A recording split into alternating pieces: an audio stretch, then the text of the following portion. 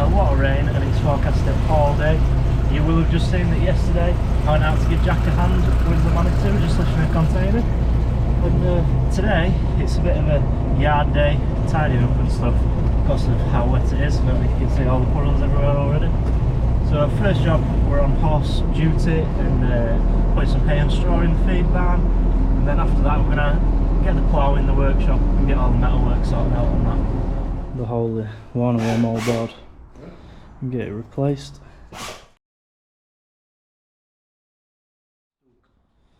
Trouble is with these, I'm spinning that nut, and because it's so warm, that's the head of it, and that's just carrying on spinning. So might have to just grind a bit away off there and just weld it to it so it can't spin. And then there's a few more to take off.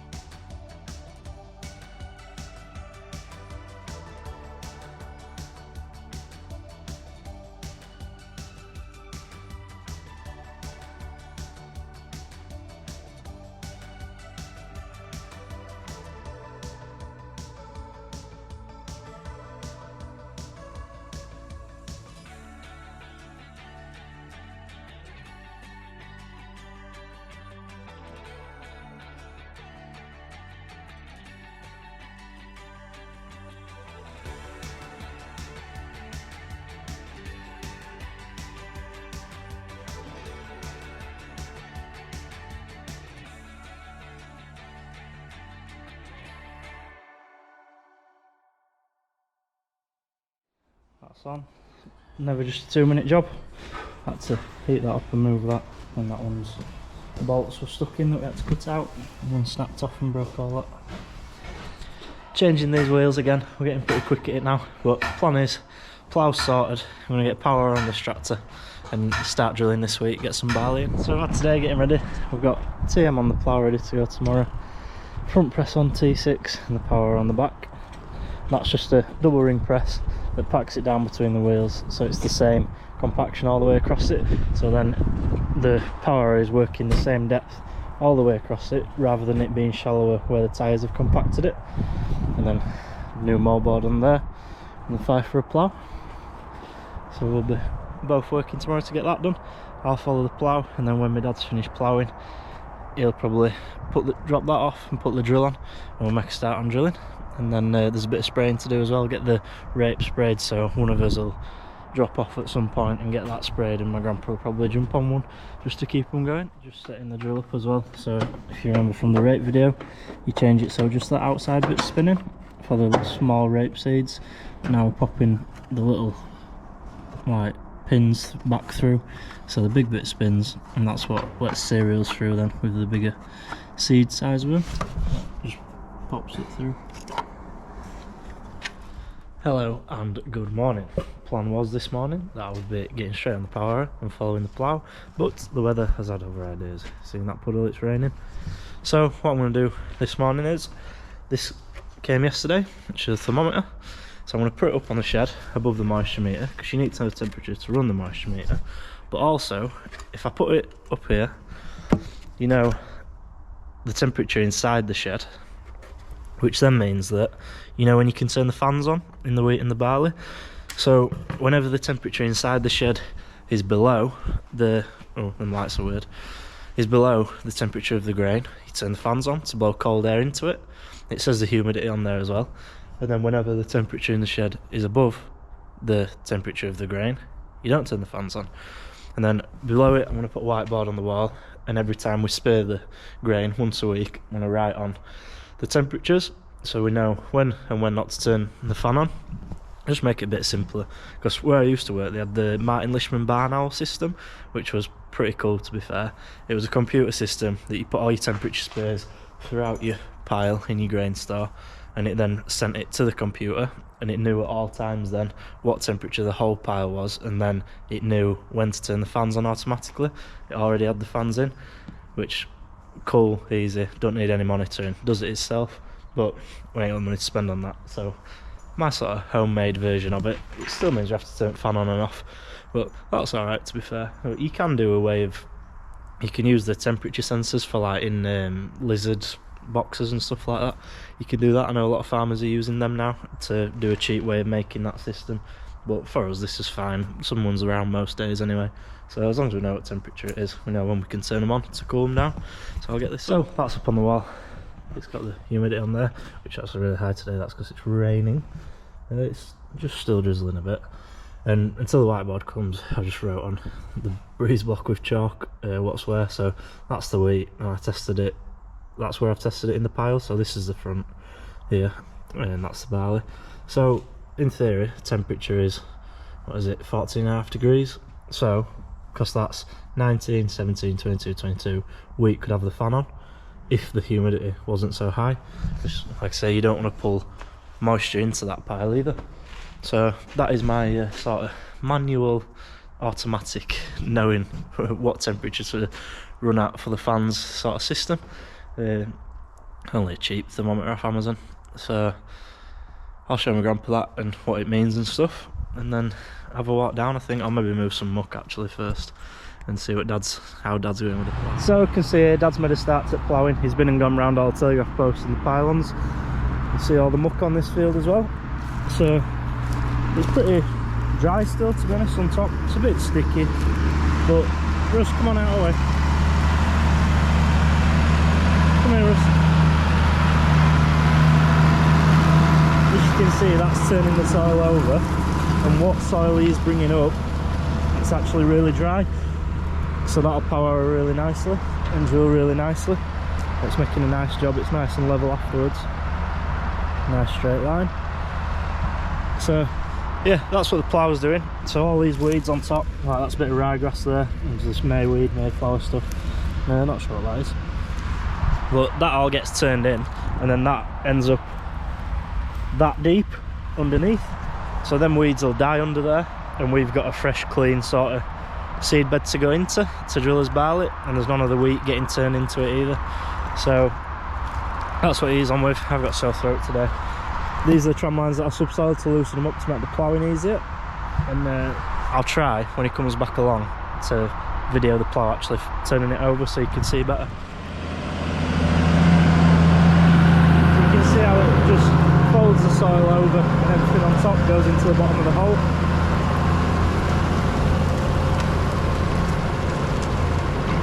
And then that is what they call a 5 for a reversible plough. So this is going that way down the field, it's turning everything that way. But if you didn't have the furrows on the other side, you'd have to go back to that end of the field and keep coming that way for it always to be turning it the same way and to fill the furrow hole in there. So you'll see when he gets to the end here, turns the plough over, so all the moldboards are facing the other way and it's folding it the other way. And then when he turns back in, you'll see it's turning it still this way, but the plough's facing the other way around. Hey Russ, come here. Russ, here. Russ, here. Russ wants to get on the tractor. Russ, come here.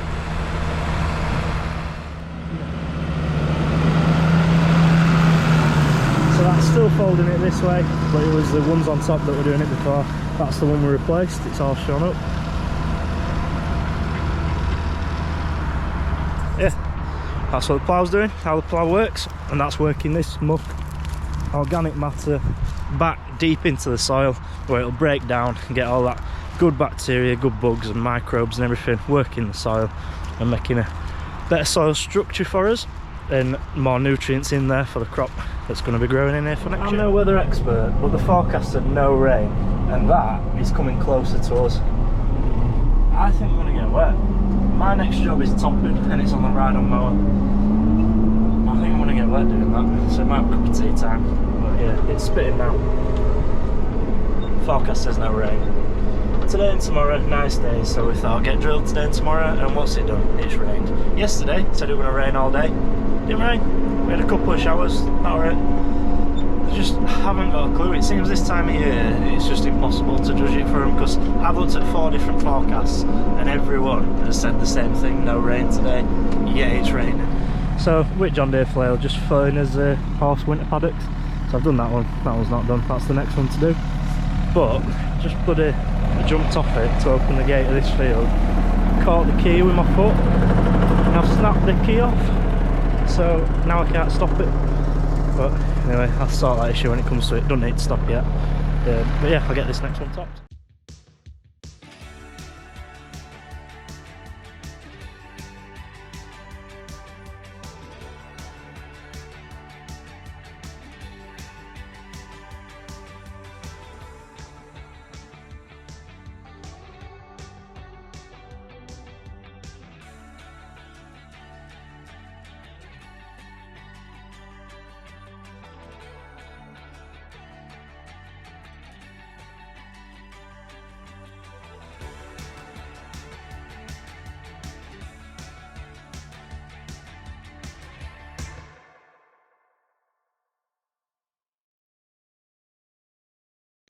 That's all topping done. Sun's coming out now, so I think I'm going to get on that and do that. So I'm in the field now, just looking at setting it up. So the front press, the seat's tilting down, so the top link wants shortening, so it's running even across it and get pressure even across it. And what it does is causes that bit of compaction in the middle here, same as the tyres. So you see how the tyres have packed it in there where Rusty is? It should be the same across it, so the power is working the same depth the whole way across, which, as it's said at the minute, isn't deep enough. It's hardly touching at that. So what I need to do is take these pins out, which lift the packer up, drop the tines in a bit further. So in turn then, as you see, that's only worked that top little bit. We need to be going a bit deeper than that. So I'll get a few settings changed on this and then we'll have another go. So set it up now. What I've done is I've pulled that top link in on the front press, so that's now running evenly. So the front set of rings and the back set of rings have got the same amount of pressure on it, which is, like I say, getting that it's level underneath the tractor before it goes into the power. There's no difference where the wheels have sunk in, and it's breaking up a few big clods before they get to the power. Then on the power, I've lifted the packer a little bit, not a lot, just a little bit, and all that's done is drop the tines in a bit deeper, so that it's just working that bit deeper and you get a bit deeper of a seed bed. And at the end of the run now, just lift the front press up, and then once the front press is lifted, when the power is to the end, lift that up, and then now I've set it up, I want to go to the other end of the field, over where my dad started, and work my way to him. I just wanted to get a nice picture to get it on the Russell's calendar, hopefully.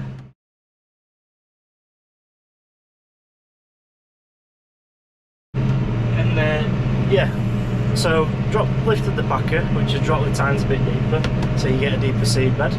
And then the levelling board was lifted right out, which all that is behind the tines where they're spinning. There's a board, and that was lifted right up, which means any big lumps can just get straight out, whereas I've dropped it down a bit.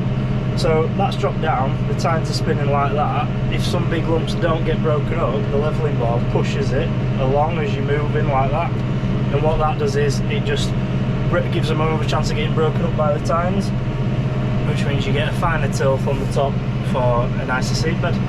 And just finished that run at that setup, and it looks really nice. This field, pretty nice land, there's just a couple of patches where it's a bit heavier and there's a bit of clay in there. So all I'm doing is knocking it down a couple of gears when I get to them, which means that it's got longer in the power harrow to smash it up. And then speed up again when I get to the lighter land. And hopefully it'll be a really nice seed bed by the time we get to drilling it, which is probably going to be tomorrow when Dad's finished ploughing. He's going to drop that off and get the drill on, and well, ready to make a start in the morning. I'll just have it ready for it.